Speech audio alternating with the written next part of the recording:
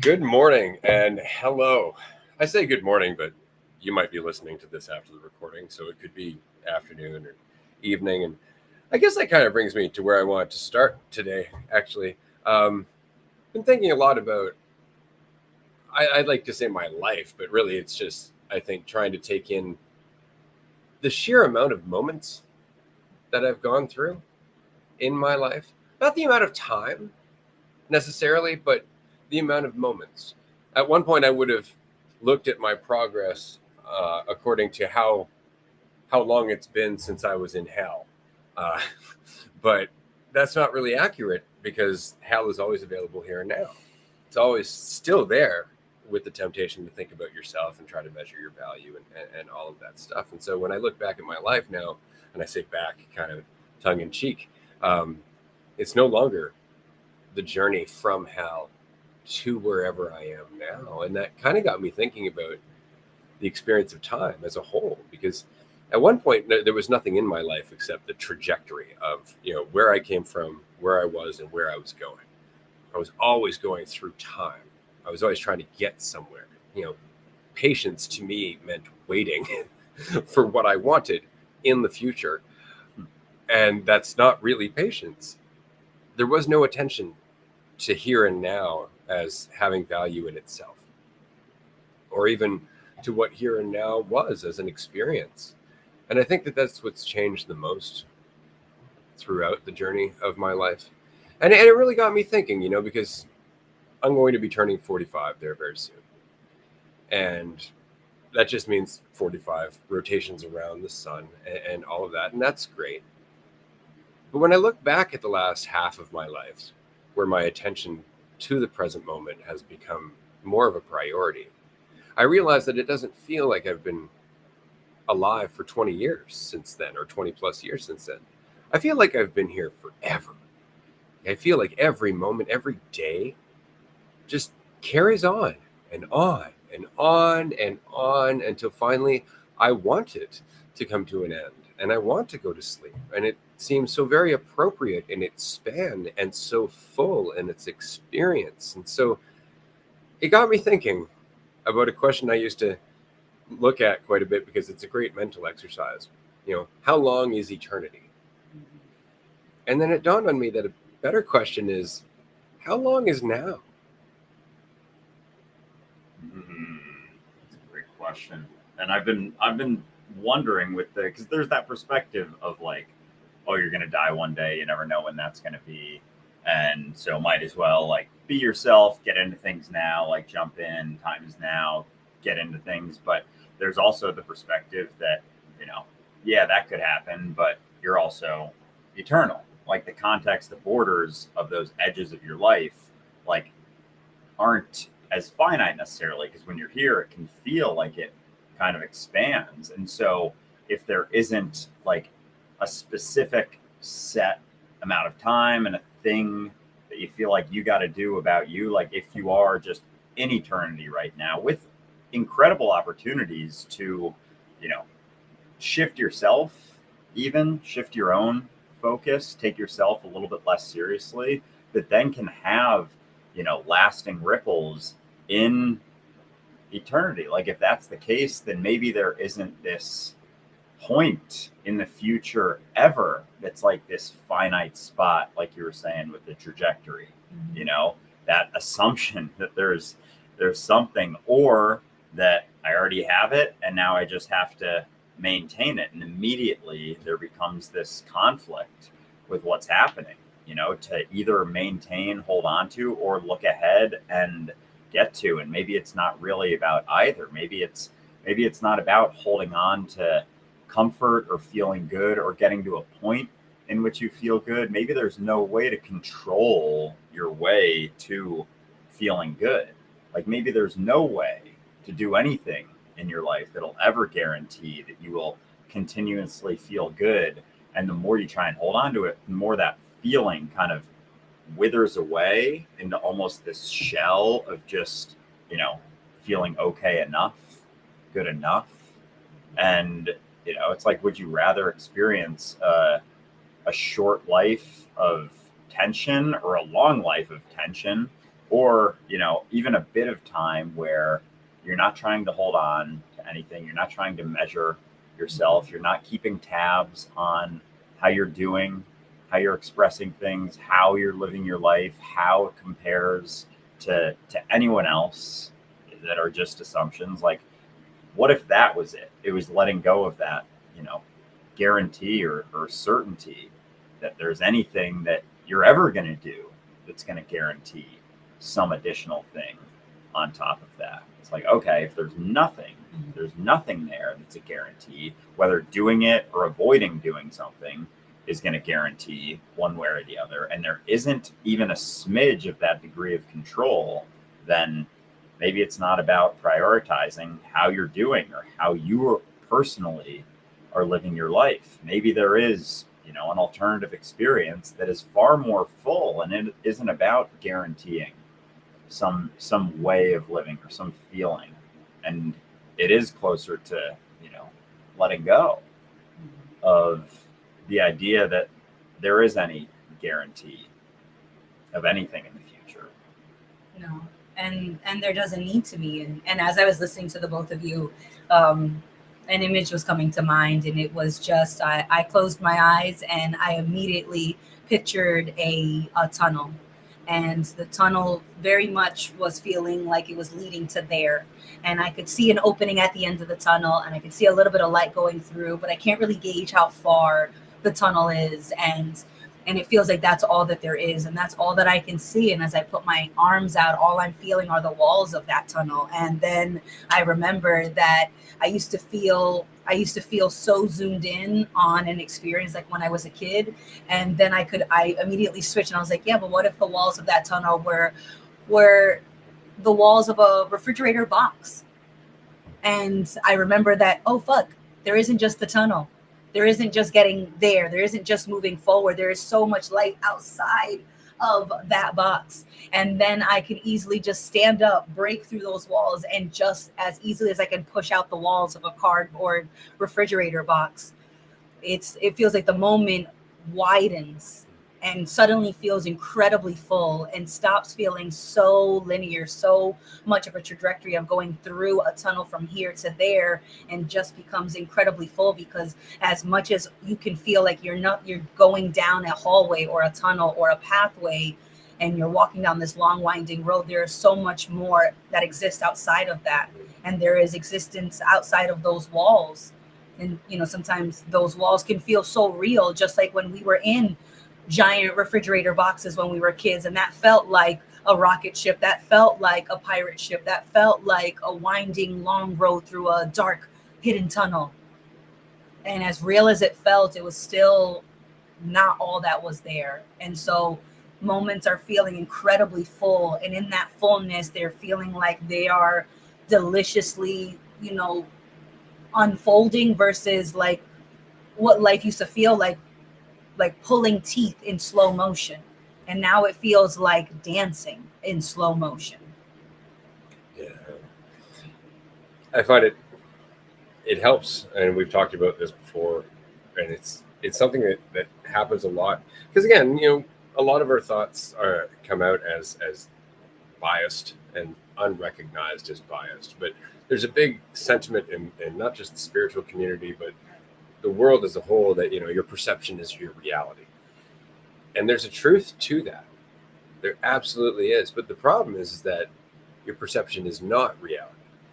And so while you have the ability to absorb yourself and invest in your perception as reality, and it will look exactly as reality does, there will be a difference. It's like you've superimposed a video game on top of what you're experiencing. And a perfect example of this is when you're a kid and you're jumping off cushions, trying not to step in the lava. Yes. Well, there's no lava, but you have decided there is by playing the game. And your brain immediately creates the feeling of fear of stepping in the lava, the actual priority of avoiding the lava. It doesn't recognize that you've actually superimposed a game on top of reality. Even the initial fake pain when you've hit the floor, you're like, ow! And it's like, but that ow wasn't real.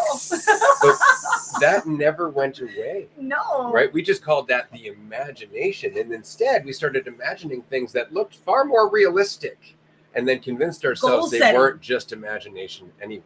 But we forget that's what we do with life, with the experience of time. We are superimposing a video game, Yeah. the here to there game, right? Yeah. The hero's journey game, whatever you want to say. We're superimposing a game that makes it about us when in fact it's not personal at all. No, it's not. So like, you know, because I've heard that so many times, like, oh, you know, talking to someone like, oh, my perception of reality is my reality. And it's like, yeah, but it's not reality. But like admitting to you, it very much is in the power, like the power of our minds to, because everything can be so reflective, like you can make assumptions about things and your mind will cherry pick that they are the case. Like I've had experience, like we go out and like go to karaoke a lot of nights a week, Monday through Thursday. Check it out. Corner Lounge, Carlos O'Brien, Nice Queens plug. and/or Corner Lounge again on Wednesdays. Quarterway, Friday Terminal. sometimes. Yeah, Terminal Thursdays. That's Quarterway. right. So we're out and about quite Indeed. a bit. And there have been experience, like we've had so many different situations, met a bunch of different people, been there different nights when it's crowded, when it's not crowded. And we've all gone in different, you know, our own different experiences. I've certainly had nights where I'm like, ooh, feeling real relaxed, feeling great.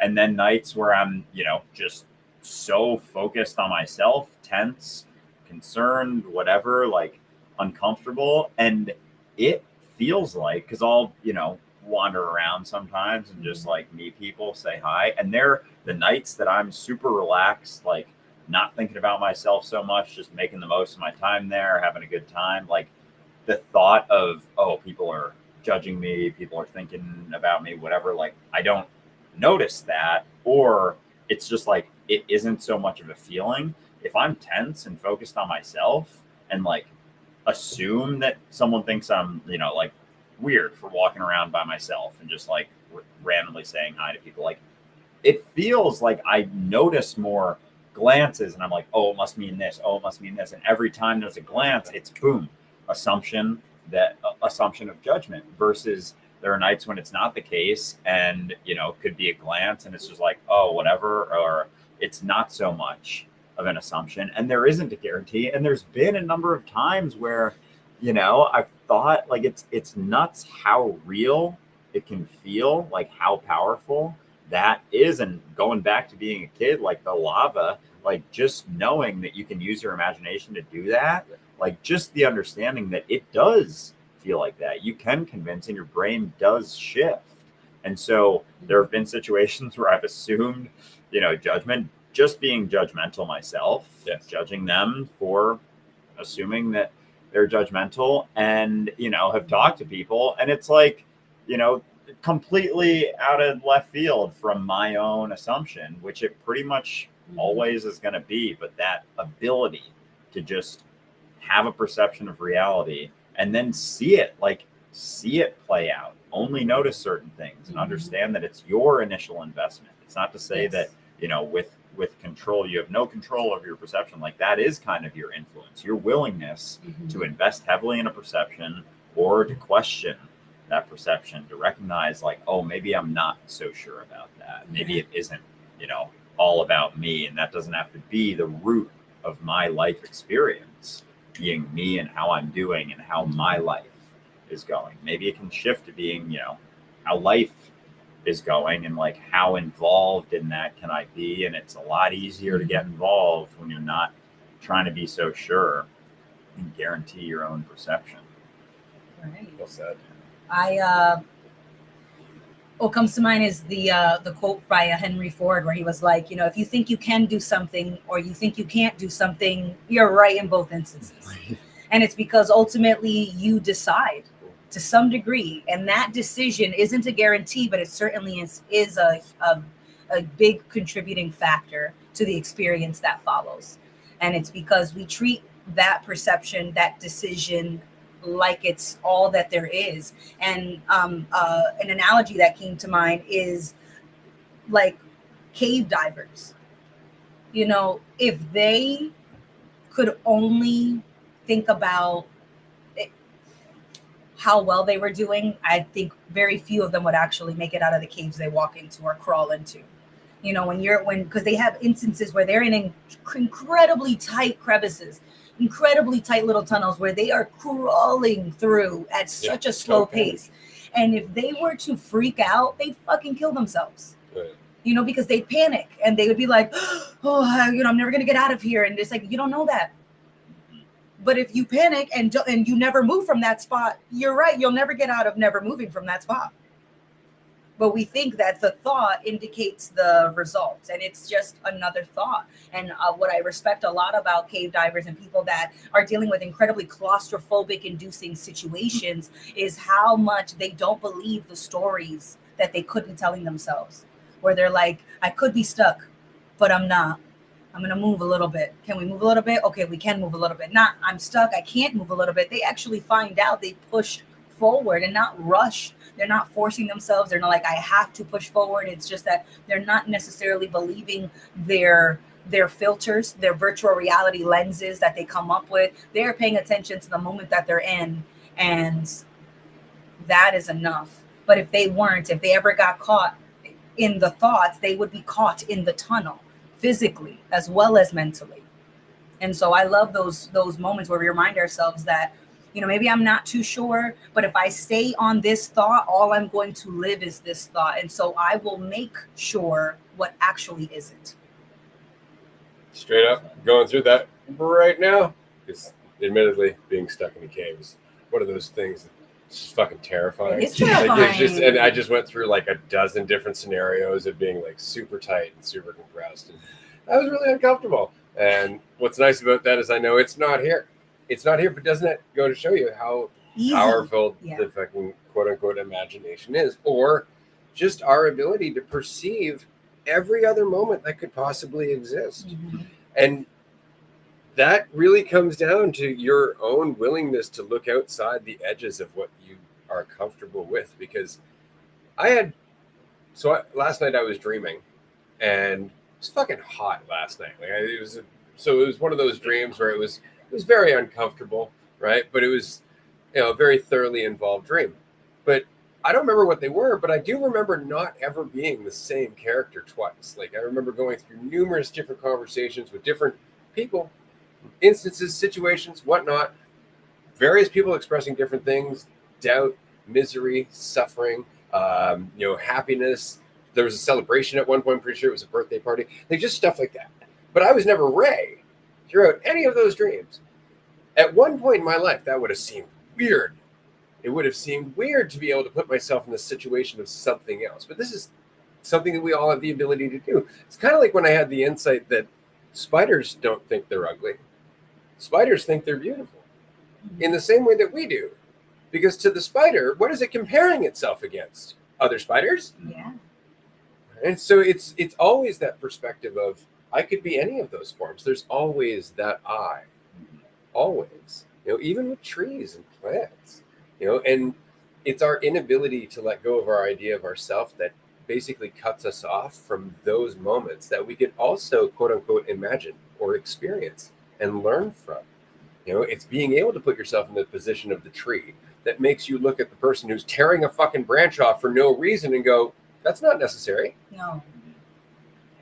Oh, yeah. Well, it's like, because you show up to any situation and like, you kind of are, you talked about in all the dreams, you were a different variation. You weren't Ray necessarily, but like for any situation, that idea of you like isn't what's showing up. So you kind of are showing up as a different person to each situation. Like, and you're carrying your idea of yourself and your capabilities that you've settled on as like, this is me knowing myself. And imagine even just like being in another person's body, another person's experience, just like for a day you get dropped in, kind of like a dream where it's just like a totally alternative person. Like think of, I don't know, any random, a friend from high school or something, and you're just dropped in there.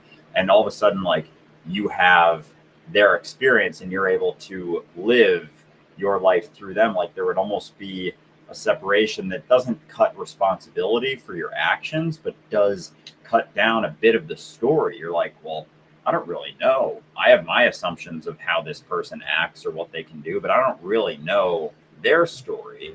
And so you can live, it would almost be, I don't know, this is like a thought that's in real time getting fleshed out, like there would be less guarantees of what you can and can't do. Like, oh, I don't know this person's story and what they've been able to do or what they're good or bad at. You could bring your own assumptions into just like how reality could possibly be handled, but you don't really know what experiences they've been through. And so it's almost harder to have so many assumptions. So you are just more involved in your experience. Like you'd be very much paying attention to the experience that you're having and almost possibly see life in this kind of refreshed POV, because it would be like all the time. Slate is wiped clean.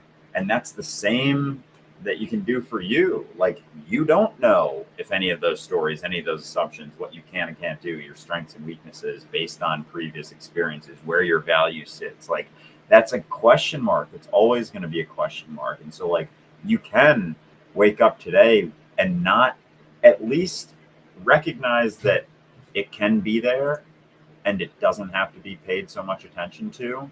Like it is going to be there. There is a side of your brain that tries to keep you safe, tries to keep you, in its idea of safety, which means like maintaining this story, doing its best to keep the story true, because bringing that into question cuts down on, my perception of reality being truth. It's harder to hold on to that as you try new things, you do new things, you don't follow the, barriers or the bumpers of that story so much. Like it's not the driving force in your life, in the decisions that you're making. Yeah, you see how many assumptions are wrong. And as much as you empathize and understand to some degree, like the brain is just trying to protect us. It's like, motherfucker, we are running from shadows. As much as I get it, I feel you. I thank you so much for the effort. Thank you so much for watching my back. But we are running from shadows, brain. The danger is not that great. Like we could just bring it down 12 notches and just, check before we run. But we run before we check. And then we wonder why we're always running, why we're so tired. It's because we're scared of our own shadow. We're running from our own shadow and thinking that it's this giant monster we can't escape. And it's our own reflection and our own shadow that scares us the most, when those are not scary monsters. They can just be decided. You can just think that they're scary. You can imagine that they're scary. But when you take a closer look, it's just you. You're just scared of you. And it's not the idea of you. You're scared of all the ways that you couldn't conceive of you. Yeah, it's really interesting. I had a good chuckle this morning. I was just looking at just the way my life is currently going, the way my life has gone. And again, because there's been a period of reflection, I guess. And I just thought it was funny because, there's been so many years and so many times where I've tried so very hard to get somewhere or be something and try to get to some future where, everything's going to be better. I'm going to be able to relax more. I'll have more time, I'll have more peace, all that stuff. And I was just stressing myself out that whole time, still doing what I needed to do, but then adding this whole other layer of like tension and need and desperation almost on top of it. And now I look at my life and I look at my daughter and just the incredible path that she's on in our relationship. And I look at Dualistic Unity. I look at the groups that we have 5 days a week. I look at the people I talk to outside of the groups as well. I look at, just some of the relationships that's formed through all of these years. And what I find underneath it that has changed is the lack of tension. Because I'm not trying to get anywhere to some fictitious future where I'm going to suddenly enjoy myself more. I've just kind of worked away at that habit over time, just by continuously reminding myself, like, that's why I'm tense. That's why I'm tense. That's really what it is every time. It's like, if I could just get to, there it is again. Yep, I'm doing that. And just to take it for what it is, because it really is that. There are things that we have relied on our whole life as a means of motivation that aren't necessary. They're just supplementing willpower. That's all it is. The carrot and the stick aren't necessary, but without them, you actually have to take responsibility for your will. You have to choose a direction and take ownership for that choice. With the carrot and the stick, you can justify it as it just makes sense. You can weigh the pros and the cons all fucking day. You never have to look at yourself necessarily in your response. My high school graduation quote was, "Man suffers one of two pains, no matter what. Either the pain of discipline or the pain of regret and disappointment." So I think that paints a decent picture of where I was at 18 years old. And, the next more or less 10 years of my life was very much like, I got a thrill, like the waking up early in the morning, like going to the gym right away. Like I had a the rush nice of certainty set routine. Yeah, guarantees. Like I get me through. Yeah, that like starting when I was right after I graduated, like it just moved to New York. I had this routine. I was like, wake up at 4:45, go to the gym right away, like have all my clothes set, go to the gym, get to work, like first person in the office, do my little meditation thing and start work, and then still be the only one when I got out of 30 minutes of all those like meditate, affirmations, gratitude, all these things that I'm telling myself, imagining dying and thinking I want to do content for a year and a half and just like feeling that for a year and a half, but feeling okay, like I'm prepared. And then I, walked out of that room and I was still the only person in the office, and then start working. And it was like all these set, scheduled, very much rigid, did it every day. And then I wouldn't eat throughout the entire workday until after work. So then I, had that set and everything, ducks in a row, very much like ideal worker. Yeah. Oh yeah. By the book, getting her done. And doing it was your own coping mechanisms. Oh yeah. And it was keep that up. You're going to be employee of the month. Yeah, seriously.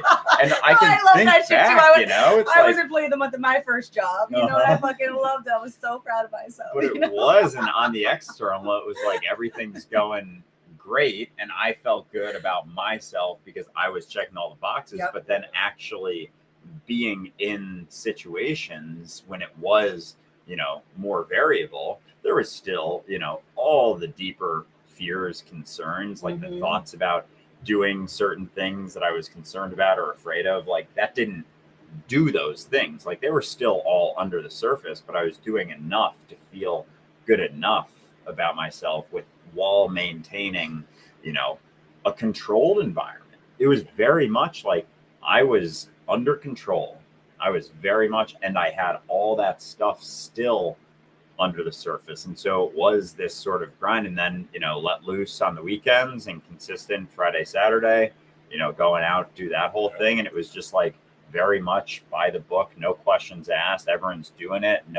Everyone's like, yeah, that's how you live. That's how you do things. Yeah. And over time, just realizing how much that, didn't work. It was constant just measurement. It was very little fluidity whatsoever. It was that sense of like, oh, control is a thing and I can get it. And I didn't even realize didn't even realize how much tension there was that went with that experience, because it was just like, oh no, I'm able to look at my life and feel good about it instead of not needing to look at your life, or at least not need to do it outside of yourself. Because I think that quote hit me, the high school one yesterday, and I think I'd kind of reframe it nowadays, or at least come up with a new one, that the two pains are either, the group pain of not being yourself or the singular pain of being yourself. And it's not to say that it is an experience of pain, but it's just a lack of validation. It's like not satisfying. You get the validation. Yeah. Exactly. Not painful, but not satisfying. Not externally satisfying, but internally satisfying. Whereas the other, the group pain is more of an external satisfaction and an internal pit. Right. Fulfillment versus satisfaction. Yeah. In terms of like, if we were going to put like words on it. And when you were talking about like how much we want control, it's like we're on this blank piece of land and we got scared of uncertainty, and we started building structures. And we thought that we were building this super organized layout, shoot up from above and look down, and we just built a maze and with a bunch of dead ends. But we know exactly where the exit and entrance are, and we think that because we built this organized structure that we have all this control, forgetting that we keep running into dead ends, wondering why that's the case. And then we keep wondering why, when we get to the end of the maze, why we're not satisfied. It's because we built the maze out of fear, thinking that it was this organizational response, this logical organizational response, and it was just a structured dead end, a physical dead end that we built so that we wouldn't have to feel that uncertainty, or not admit that we weren't certain, that we just couldn't be sure. And then when you get to the end of the maze, you can see that it does not work. Even though every time you hit a dead end, you had an opportunity to see that it wasn't working, but you just didn't want to let go of the idea that the maze was the logical, organized response, because everybody else is staying in the maze despite there being more than one start and entrance, but everybody's going through the approved ways. That's it. Like, you don't want to admit that perhaps everyone else is just fucking crazy. Like there's a part of you that looks around and goes, no, like it couldn't be them. And this is literally the argument that Christians use, like 1.5 billion people can't be wrong. Yeah, they can be. Yeah. Yeah, absolutely. No, without a doubt, that many people can have the same fucking mistake that they're focused on. Absolutely. Yeah. And we forget that, or rather we don't want to look at that. Like that's a big, again, like we grow up looking up to our parents, looking up to adults, looking up to authorities, and having all of our safety dictated by our belief in those things. The last thing we want to do is question that the system is there for us, that that someone out there knows what the fuck is going on. Right, because it certainly isn't me, so I'm glad somebody knows. Right? And I've heard people say exactly that. I don't know, but I'm glad somebody's got it figured out. Right? That's why we're all obviously working in this way, right? Like this made sense to our founding fathers. They were brilliant. They were geniuses, and we idealize them. We put them up on this fucking But even pedestal. they said that you have to pay attention. Even they said, and I love when people bring them up, and then they don't fucking realize that the person that you're trying to use as your defense is a counter to your own stance. I love this quote. There never was a democracy yet that did not commit suicide. It is vain to say that democracy is less vain, less proud, less selfish, less ambitious, or less avaricious than aristocracy or monarchy. And it's because of the people. It's because of us. It's because we are still vain, proud, selfish, and ambitious. Yes. That's why we can't create a system that supplements that takes over that, but we want to believe there is a system. We want to pretend that the system is that I now. assume that it's separate from us. Absolutely. Yeah. Yeah. Oh my gosh. It's like to assume that the system is going to do something else, or that, and it's just this kind of like fleeting assumption, like, oh, someone else has to figure it out. It's like who exactly? Well, it's not that bad. Yeah, Guys, Jesus it's not and that God. bad. And George that's Washington. my assumption. Yeah. Or like, someone in the government. They're all, but it's like they're all people too. Got to add spiritual gurus. That too. Yep. Yeah, they definitely have got something there. So I just got to get close to them, and then they'll help me. They'll guide me. It's like they have the answer, and it's like no, even when you think about groups, it's like, oh, this group, that group, like Christianity, for example, 1.5 billion people. Like that's 1.5 billion singular people.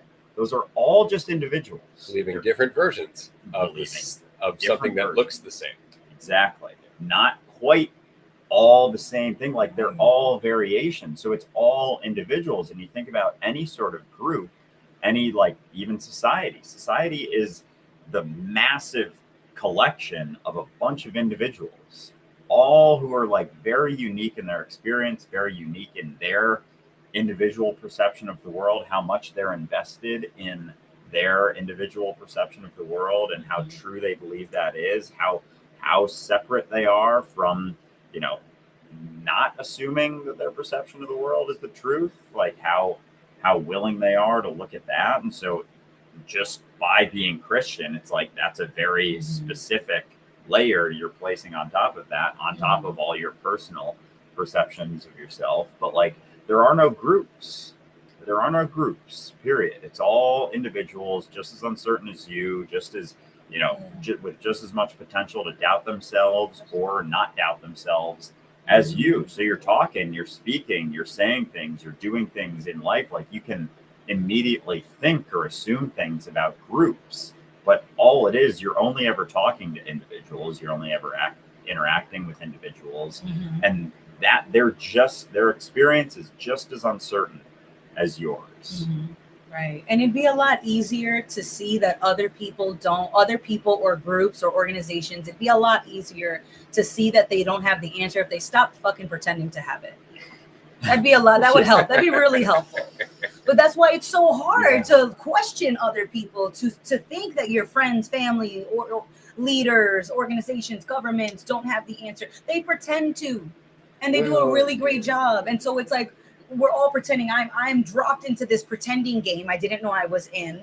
And then it's hard to see that it is just a game of pretend, because people put on such convincing performances. But every time I talk to anyone in any industry, whether I'm talking to someone who's working in government relations and they're dealing with fighting for legislation for healthcare, or a teacher who's teaching kids, or a postal worker who's delivering mail, no matter who I'm talking to, no matter what level of the organization they're at, from the CEO to the fucking mail clerk, no one is really sure what they're doing.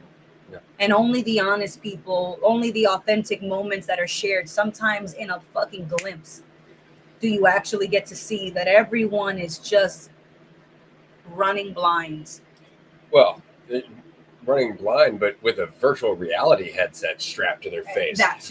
They've got this virtual world of their perception of things that's on top of what's actually happening, and so they're playing a game again that's not in reality. So they're blind, but they don't know that. They think they're actually looking at shit the right way, and they wonder why you can't see what they're seeing. Exactly, but they're doing so out of desperation and need. Our willingness to believe a perception always comes from desperation and need. Otherwise we question it. If we don't need it and we're not desperate for it or desiring it, we question that shit. We are skeptical motherfuckers, right? But when we are running from something and all of a sudden our brain goes, here's a silver bullet. Here's a nice, simple answer for your suffering. We're just like, yep, that's it. Trajectory to there. And that we never second guess it. We don't think about it at all. I just had a conversation with somebody the other day. They were just telling me about some hardship in their life regarding a relationship that just broke up. And the relationship broke up because they want a family. They've been together with this person for like 2 years, right? Okay. But they want to get married. They want to have a family. They want to have like multiple children, a number of children. Yep. And they recently broke up because he doesn't want that. He doesn't know what, like, he's just like, I'm in my mid-20s. Like, that seems like a lot. Right? And to agree to. Right. But then it was like, oh, well, you're not considering me and my feelings. Like, you're not looking at what I want. Like, I'm investing my time in you in this relationship. I'm investing in this outcome. I'm investing in this end result. But is that person investing in their partner or investing in their partner as a means That's to what their I'm saying. end? It's a means to their end. But then they wonder why the relationship wasn't working, why the guy feels like there's so much pressure, blah, blah, blah. But the question that I had was, okay, so let's say you get to this future where all the actors have filled in their roles. They're all on stage. Okay. You have the multiple children all there, and you have the husband. He's there, and then you take your role, and you're all on stage. What's the dialogue? Because all you've done is fill in the scene. That's it. You haven't in any way filled in the characters. Like, hey, we're all here, a family that hates each other, that doesn't talk to one another, together. That has pressure to act like the perfect children, the perfect spouse, the perfect family. You know, the kind of family that goes and poses for that family photo at Walmart or something. The one that never feels lonely. Exactly. They never feel but that's alone. It. All you've done is fill in the characters. You haven't filled in the script at all because you can't, and you know it. Yep. And at the end of the conversation, the realization was, well, I just don't want to feel like I'm going to end up alone. But that's the point. That's where that fantasy, ultimately that delusion in terms of there being a simple solution to life comes from, and our willingness to invest in it is just that. And it's always that. I don't like what it feels like to be alone. I don't like what it feels like to be responsible. I don't like what it feels like to have to base my decisions on myself, to be totally in the driver's seat of my own life. I don't like that. And it's because we've never spent enough time in it to see how much freedom goes with that. Mhm. It's so completely foreign to us and how we think about ourselves, to let go of the thought of ourselves, to actually just live as ourselves now. Mhm. We don't recognize that. It feels super uncomfortable because there's no certainty in it. Right. More than no certainty, there's no fucking direction. There's no fucking direction that it's like, this is the right way, this is the right way, this is the right way. Because it always comes down to what you do with it now, which means that every path is the right path. Every decision is the right decision because it always leads to the next act of responsibility where you do something with that decision. Yeah. That's what makes it a wrong decision in our head, our inability to do something with it, which is always assumption. It's another perception. It's another fucking layer on top of what could actually be, what actually is. Instead, we're like, no. You know, that's the wrong way. Why? Mhm. What if you did that and it went to an opportunity that you could not have seen coming otherwise? Which has happened in so many instances. And so when I talk to people who are like, this is going to be it, this is going to work, I was like, okay, quick question. Do you know anybody who's living your fantasy right now? Exactly. Yes. How are they doing? Terribly. Oh. Okay, maybe your fantasy isn't so guaranteed. You know, that's the shit that gets me so worked up. It's like, okay, They're just all not right, doing it right. Yeah. clearly. And, you know, we're talking about marriage and kids. It must be almost 8 billion motherfuckers are not doing it right. But I will be the one to figure it out. Mhm. It's just waiting for me. I am marriage's fantasy and marriage is my fantasy. And once we're together, it'll be pure bliss. And it's like, it doesn't work. And we don't want to admit that it doesn't work because we don't want to see where it's coming from. And that's why it's like, oh, you feel lonely. Okay, relationship that you were just in that you broke up with. Did you ever feel lonely while you were with your partner? You did. Shocker. Not the partner. All right. You know what I mean? Like this person that all of a sudden, because they don't want to go to this other script, because they don't want to change the script with you, now you think that all the time on stage with them was a waste of time. How nice that the person that you're thinking, if they would only change the script, would be the perfect co-star for your play, is now somehow a waste of the time that you spent on stage with them already. Yeah. But you were just ready to give 50 more years to someone that in a second you decided wasn't worth your time. How nice. How great of that. And then we wonder why people don't like reflect that to us. Like, why isn't someone looking at me as a person? I was like, I don't know. Are you looking at them as a person? That's right, exactly. Are they a means to an end? Or does it not feel pleasant when somebody's using you as a means to an end, and instead of an altar, their goal, their altar is a bedpost? But you're judging them for the altar they want to cross, but not the one you want to cross. How convenient. And I mean, imagine for a second, you know, you did get those things. You did guarantee that, like, and you were able to then control, say, in that situation with your partner, you were able to convince them to do those things, Mhm. and then guarantee that everyone would see you in a very specific way. But the trade was your experience, you know, the fullness of the experience. You were never really, for your entire life, paying full attention to the moment that you were in, but you got all the validation. But it felt hollow. Anyone, exactly. Anyone who you talk to, they were like, "Oh yeah, you're doing a great job. You're doing a great job." But deep down, you don't feel great. You don't feel great, and you know that. You know how you feel. You know what you're banking on. And so, if there is no guarantee of anything, like, because again, it's like you get to that situation where it is, you know, you get everything you want. It's like, that's all this external stuff. Like, you're still you. The you that you are right now, thinking about all these things that you want, is going to be the you that gets there and then is banking on some external perception to guarantee that that's the case. What if you get to that point where, you know, it is, you know, the number of kids and, you know, husband and everything, and like no one in the world paid any attention to any of the situations that you did or the situation that you were in. Like you never did anything wrong as a wife. Yeah, and you Right. were just and you were just left with, and no one knew that, like, oh, that's how you're living. That's how you're living your life. It's just, you know, that now you have, you know, kids and a husband, and you get, you know, what you want, but that's now your full experience, and you're still you now with a number of additional responsibilities, a number of more things, another number of heavier things, all for a lot of the time external validation. you know, for someone else to look at your life and be like, oh yeah, that's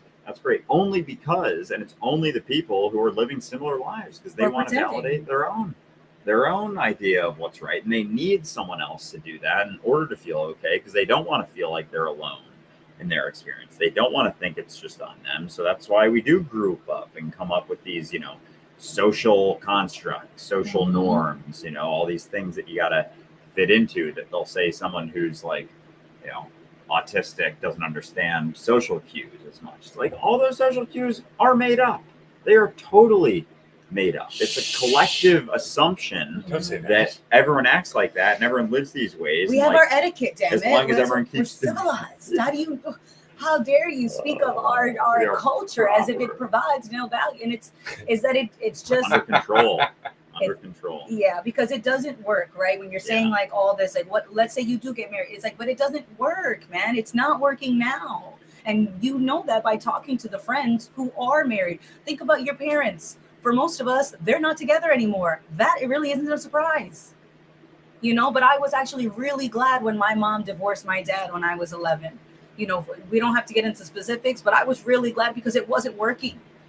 And they were fighting and it was miserable. And so for me growing up, marriage didn't have that. It had an ideal, but it also, like, I could see that I could see what, when it blows up, you know, and in the aftermath, it was like, okay, so it's not a guarantee.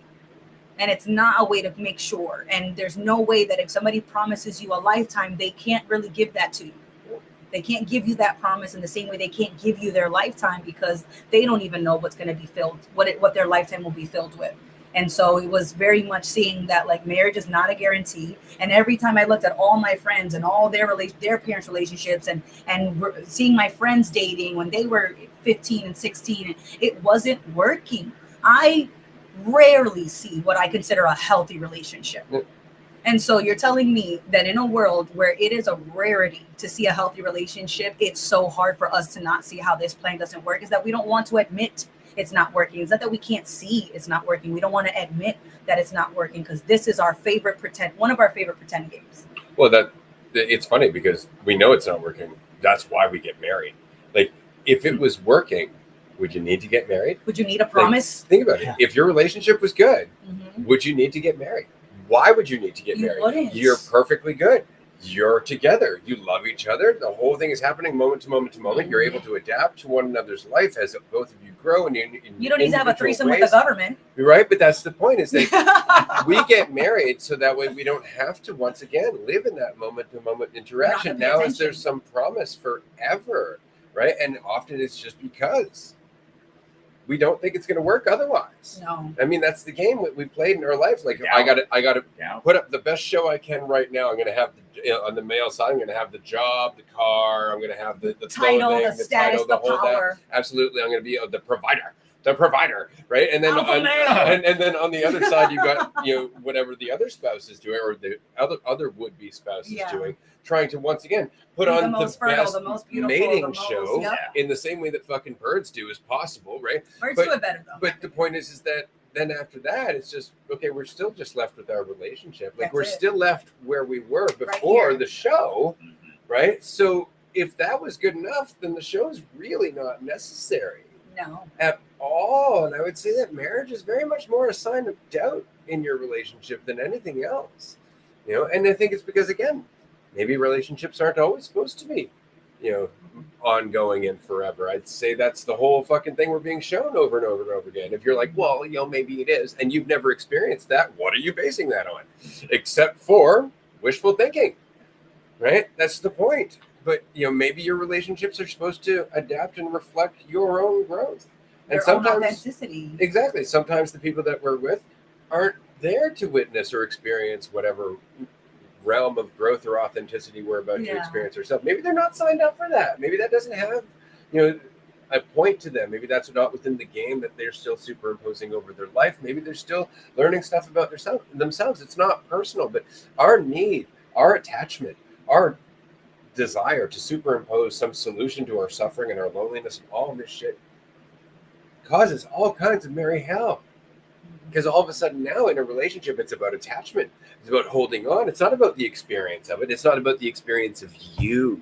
Oh. It's about the experience of us. Uh-huh. And that us is a solution to a problem that should have been addressed before you ever tied somebody else into But it. there isn't a problem. Like being alone isn't a problem. But we treat it like it's a The problem to resistance solve. to being alone. is the Right. You know, and we've turned alone into the problem of loneliness. But loneliness doesn't exist unless you separate yourself from everything and everyone around you.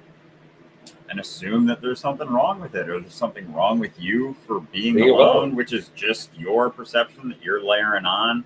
Right now, it's like the lava. Oh, can't be in the lava. It's like Right. being alone is Watch your out, the lava, force and it's totally false. Like Well it's said. totally false. Like it's not lava. It's not a bad thing. It's No. okay. You can do it, and actually, You're not going to die. if you're cool with being alone, it's going to be way easier to interact with people because it isn't. You'll be able to get to stemming the from need. kitchen and everything. You'll be able to explore everywhere. You might even make it to the front door. You at don't even some have to point. toss pillows Yeah. to keep the pad going because I've definitely done that. Because immediately, if you don't want to be alone, or if you don't like being alone, that's gonna soil every time you're not alone, because Yeah. there is some degree of need. Like, oh my Yeah. gosh, I need to be Pin them maintained. down. They can't yeah. leave. Yeah, suffocate them. But Hold on that's to it. them. And you it's- hear this argument, though. You hear this I feel argument. suffocated. You need human connection. Oh, that too. I'm depressed. I need social interaction. I feel lonely. I need human connection. I've heard this It's shit a human thing, you know. repeatedly. It's a human And, thing. and again, it's the brain going, silver bullet, there's a silver bullet. It's like, no, you can be surrounded by people all telling you that you are the fucking bee's knees. You can be Yes. surrounded by people all Yes. loving you and still not be able to see it, still think even that they're all making fun of you Yes. if you can't love yourself. Yeah. So it has nothing to do with others. There is no silver bullet outside of the relationship with yourself. That's what you got. That's your existence. Yeah. Straight up. And with the relationships too, even like that push for marriage, that future guarantee, like the weight that creates, like if even just for a second, like if there was more of a collective understanding that relationships actually weren't supposed to last forever, that like assuming that it should or that it needs to, like everyone understood, that's going to create a lot of unnecessary weight and desire to stay the same. Mhm. Like to get married, say it, especially younger, like 20, 25, Mhm. and assume that like, oh, I'm going to be this person for the rest of my life. Like you're going to do your best to mitigate change, Yeah, to growth. suppress change, to avoid change. There's going to be incentive to not change or grow or Mhm. explore yourself. But what if, it That's was sad. more typical to have, like 5-10 year relationships? I love you forever. Or, Don't change. Yeah. Don't grow. Don't Like, straight up. That's fucking so the hope. sad. That's the hope, and then you will sacrifice Oh my things goodness. in order. It's like you trim yourself down into something that continues to fit, and each and every Shave off time it's potential. like, yeah, it's like you're going through a grinder, like a meat grinder. That's just it's shaving off sides of yourself as you go. Just like, oh, that could be cool, but how's it fit into my life? How's it fit into the relationship? Right. And the more things you do to try and get that next thing, the more relationship you drive into your relationship, the more kids you have. It's like, oh, it's got to be that. It's got to be this. The more stuff you buy, like the heavier and heavier that life gets, and the more frantically you keep trying to grasp for control, or the more you keep pushing for the next thing, piling up all of these responsibilities along the way with very little sensitivity. Right. And all of a sudden you do feel lost. You do feel trapped in a situation Yeah. of your own doing. And then it's like, midlife crises, Right. or just, that existential dread feeling where you wake up for a second, you're like, oh my God, I've never actually lived for me. I've always lived relative to how everyone thinks of me, how everyone else looks at my life, how I fit into society's approved narrative of the quote unquote right way to live. But, maybe that's just the collective fear of doing it on your own that's, creating that idea. And it's Right. never actually ever a guarantee of anything. But No. you can shave off a lot of fucking potential on your desire to get to the end of the tunnel, like you were That's- looking at. One thing I was reflecting on this morning, like I find it really funny now, like interacting with people. For example, like we'll go to the bar, we'll go to the restaurant, we'll walk around downtown or at the park or something like that. We interact with That's people, right. and sometimes we'll interact with people who are let's just say a little bit more insecure.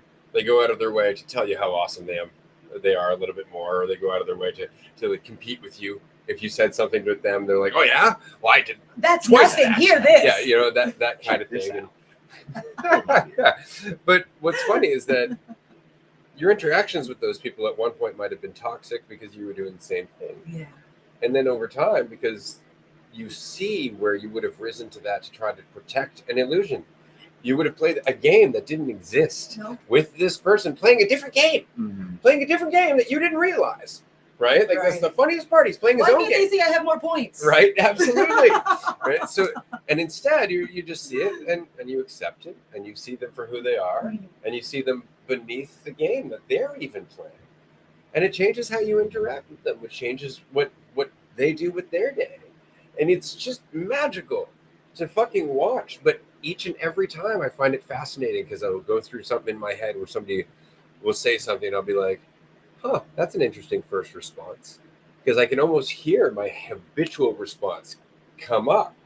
And because I've gotten out of the habit of automatically giving in to them for the most part, I just kind of go, huh, and then choose a different path, right? But it's watching how much of your responses are habitual. How much of your responses are coming out just because you haven't addressed that fear, because you don't want to accept that maybe you are afraid because of a game that you're still invested in, that you're still superimposing habitually. Yeah, because it can feel comfortable to have those habitual responses. You can feel like you're kind of under control by having, you know, the societally approved sort of way of interacting. And there's certain, you know, there's a limited pool of things you can say, things you can bring up, things you can talk about. Like even we don't talk about religion and politics in mixed company. Like that's cutting out a whole conversation. Not to say that it's don't ruin Thanksgiving. You have to, exactly. But like it's just things you stay away from that narrows down.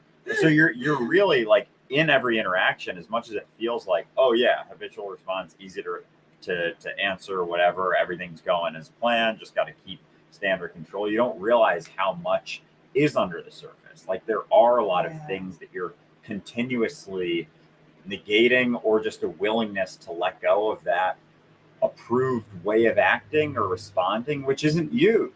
Like that approved way is the collection of just like a normalized sort of like, oh, it's most people are doing this, it's the easier thing to do, but it's still like it's not you, and it's never going to be you. And they're like the willingness to look at that and be like, oh, I have had a lot of habitual responses. I do typically act this way or do these things. Like, what if I tried something else? Right. It's like, you know, whether you're realizing, you know, you're going to die one day and you don't know how long that's going to be, or that you're sitting in eternity and there's no direction to take or guarantee of anything in the future, but you do have what you have right now, which is influence, which is the opportunity to try something new, to explore a new path. But that jump, that leap where it's not the habitual tendency, where it's not the, you know, approved path, like there's going to be discomfort in that. Like that's part of it. That's a component of it, just like it was uncomfortable learning all the societally approved things throughout that. You went through the meat grinder of, you know, elementary, middle, and high school to learn all the approved ways. It's like you shredded yourself into this, you know, you came out the other side and you're like, well, no fucking idea how to decide anything for myself. So who's going to tell me what to do? All right, there's a path. Right. And then you go that way. But there was a process of learning that was super uncomfortable too. So letting that go, it's a leap, but at least it's you, because that's what you're bringing with you. Oh, wow. We spent so many years kind of fucking beating ourselves up and crying over not being able to do things right. And now we're coming to the point of beating up, you know, of crying over the fact that there is no right thing. There never was. There never was. And that's it. Like we've learned to think that there was forever. Yeah. And now we almost have to mourn its passing. Because that's all it was, a promise that would never deliver. Yeah. It was a promise that would never deliver. But it sounded real good. Oh yeah. And we forget that we existed before that, you know, when as much as we went through the meat grinder and we thought that there was a good choice or a good path, like there were moments from being born to at least your first formative years where you didn't have a set path and there didn't seem to be a conflict in your existence. Life didn't feel unbearable. And it's like, you don't have to be a kid who you don't have to be an empty cup to feel space. Like we still have that potential to just look beyond the walls of our assumptions and to see that when you put down all the paths, or when you stop elevating one over another, all the ground seems to be leveled. And in that way, you can just, the moment widens and you can go in any direction. So it almost feels like I am sitting in the center of eternity, and I can turn in any direction because they're all equally available. And one path, one tunnel isn't prevalent anymore. It's not the main focus. Well, yeah, it's like the example you were given before with the darkness and the light at the end of the tunnel. What if it's just like, imagine it's just darkness, just darkness period. And you've kind of alluded to something like this in the past. And it's just like this point, this circle that's light, and it feels like it's this tunnel. And so you're so focused on it and you just keep, trekking to get there. And it's like, that's it. Guarantee everyone around is like, yeah, that's it. And then all of a sudden it goes dark. It goes totally dark. And there's not that guarantee, because it isn't a guarantee. It's not a guarantee whatsoever. And so it is total darkness. And it's like, what are you going to do? What are you going to do? Are you going to panic and close your eyes and just run around like a maniac? Or are you going to sit there and be like, well, I'm not really sure. Let's just hang here for a sec. And all of a sudden, because you're not looking at that light that you're so focused on, you realize, I can adjust. My eyes can adjust to this darkness. And all of a sudden, like, reality starts filling in. It wasn't this tunnel at all. It was just darkness that you were so fixated on the light that you weren't allowing those eyes to adjust. You weren't allowing, your willingness to have faith in yourself to take the next step, to be the driver. It was always that carrot. It was always that light, but that light's not a guarantee. There's just a lot of people looking to that light, or who have said they've gotten to that light and are just trying to maintain that and tell you that, like, yeah, this is it, needing you to follow that so they can feel okay with their decisions and their choices. But maybe there's no light, period. Maybe there's no light to look to, and it is just, the next step that you're taking. Like, that's the best indicator where you're at right now, what you're feeling right now, what you're going through right now. Like, this here, your response is the only guarantee. Right, because it's either it's happening or it isn't. And as much as I love the imagination, as it very much can feel like my imagination is like this nightmare generator, and but that's when I take it too seriously, and I don't need to, I don't have to, because our imagination is just a tool. But we treat that tool like it works in absolutes. And it's just funneling potential. And if there was a light, that light could be the light of opportunity. But we try to think that we can funnel the light and then control where opportunity lands, where we can direct the light. But it's just we don't need to control it. And just being sensitive to what is happening gives you the greatest potential. It makes the most potential available to you, and with the most potential you can make quote unquote great results. But that's because there's so much potential that's available to you, and with more potential there's more opportunity. But we try to think that with more control there's more opportunity, and that takes away potential, because now potential is funneled through best and worst, and then that makes it a lot harder. How much potential are you shredding? Like, you have the ability to have 100% potential right now. And this one here, this quote or comment, there's no right choice, which is another way of saying that whatever choice you make becomes the right one. And that's really it. Like, that's faith in yourself. It's like, I'm going to make a choice, and I'm going to be the driver of making this into the best thing that I can, because I'm the one making it, not the inverse being like, oh, I have to pick this because I have no faith in myself, so I need to choose the correct choice. And all of a sudden decisions become this massively frightening, terrifying thing, because you're banking all of your ability to handle the situation on the choice, the singular moment of choosing, making that decision, instead of it not being so much of this heavy, grand thing, because there's no weight on it doing it for you. You do it to it. Yeah. Like, you impose your will on the choice, period, and then it's so much less pressure on the choice. But hold up, I got to switch to my VR goggles to make sure I tune into being the right person for this. Yeah. Right, and that's what it is. All of a sudden, the fixation stops from being on paying attention to what we're doing with all of the ability that we do have to, if I was only the right person to be able to handle this, right? Instead of recognizing you are, that's why it's happening. Yeah. You absolutely are, which brings us to another whole conversation about the appropriateness of each and every moment according to your skills, ability, and potential.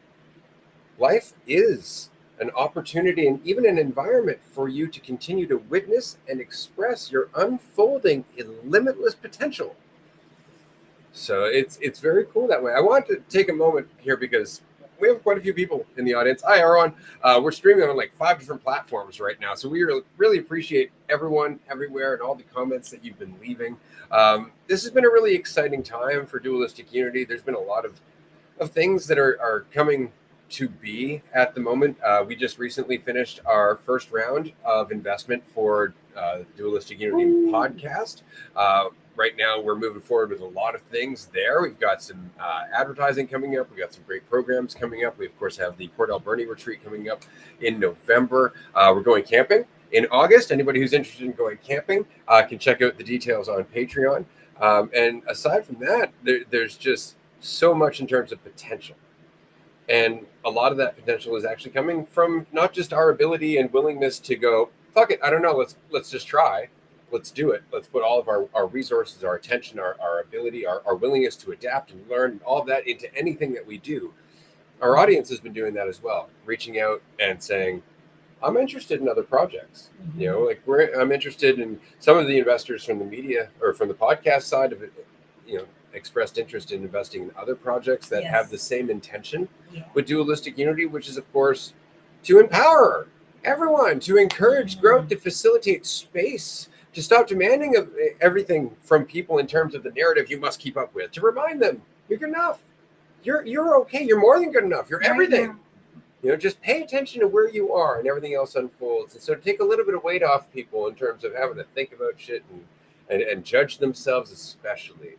You know, these are projects that we very much want to get behind. And so I just want to say thank you to the audience, whether you've invested time, attention, you've been on the Discord, you've been in the groups, or you've just been working at your own life. It's all collective, you know, all the individual pebbles eventually make the avalanche. You just don't see it until it's fucking happening. That's very exciting.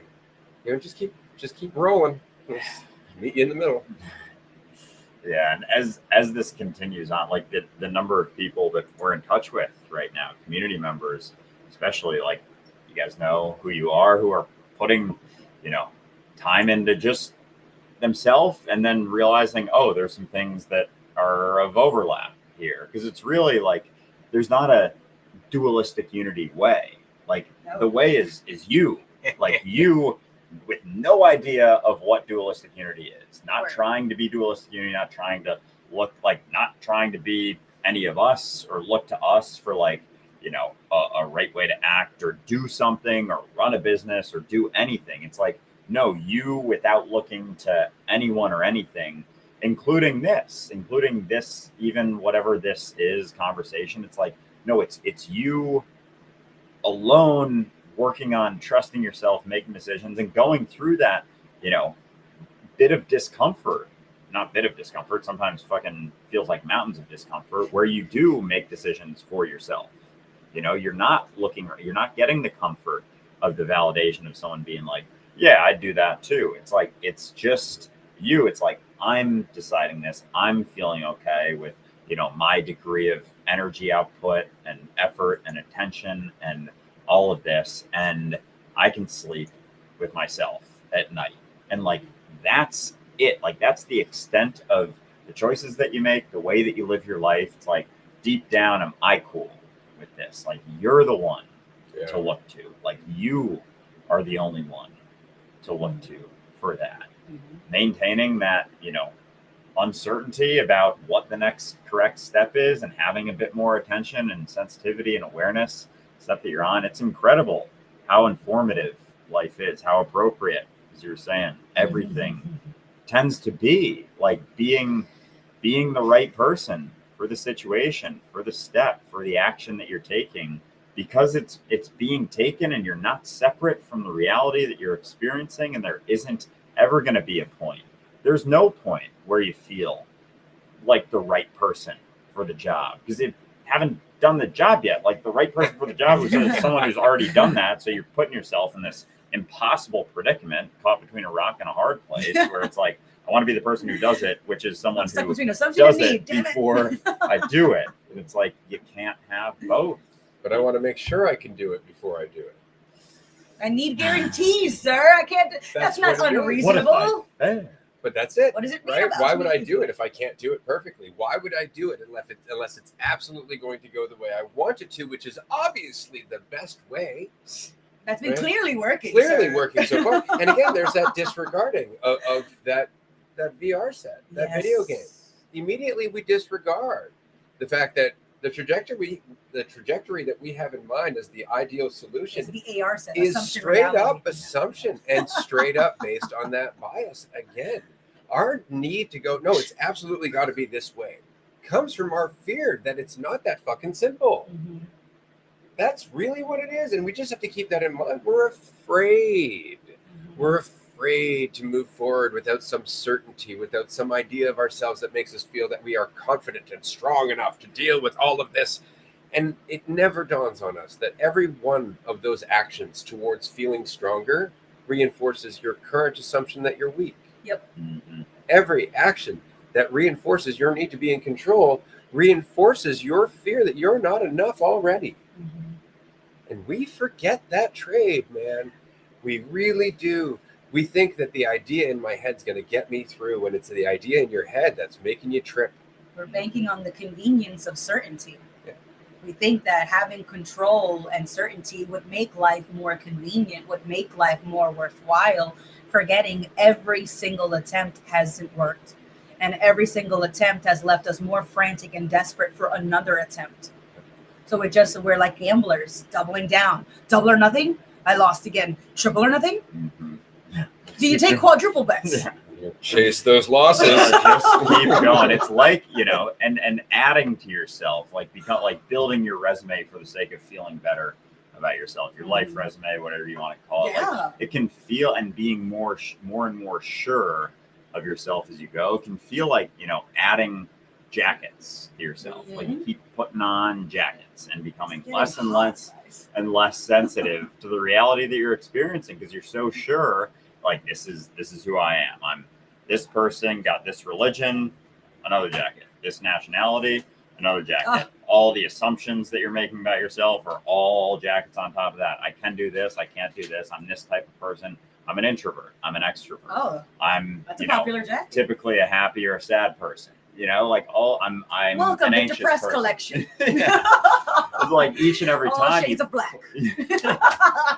I'm depressed. That one, another one, and it's like you can have 50 jackets on and wonder why you can't feel shit, why you can't feel anything, why you are insensitive to things. And that lack of sensitivity, it's not just to like, that was an insensitive thing to say. It's like, that's a variation of that insensitivity, but it's also just an inability to recognize like everything that's going on. It's like every jacket cuts down that potential. It's like you're trading that potential for, some future guarantee. It's like there is a trade. Like, if it's in the future, if it's, I'm going to be strong then, I'm not strong now. And it's like, you have 100% potential right now without any of those certainties, without those guarantees. And you parse that out, you invest that in different things. That is taking an investment from your potential right now every time. So what are you left with after all of those investments? No wonder you feel like you can't handle anything, because you're working with 10% potential, because you're so sure of everything else in your life. It's like, no wonder you don't feel like you can handle stuff. You're banking on a lot of false assumptions and a lot of, VR guarantees, way of seeing reality. It's You're working with just- 90% doubt, 10% potential. Yeah. straight up, low battery, man. This has been an awesome episode. Before we leave, I want to mention very quickly, Dualistic Unity is in the People's Choice Podcast Awards again this year. This is our third year. Hoping to be in the nominations again. If you would like to help out, go to podcastawards.com and you can find us in the religion and spirituality category. Yes. We're in society. We are in health, which is great. The People's Choice category, as well as best male-hosted podcast. So we have 5 categories that we are in this year. We would love it if you would go and vote for Dualistic Unity. Again, podcastawards.com. We will see you tomorrow, if we don't see you in 15 minutes, on Patreon for our Tier 2 call.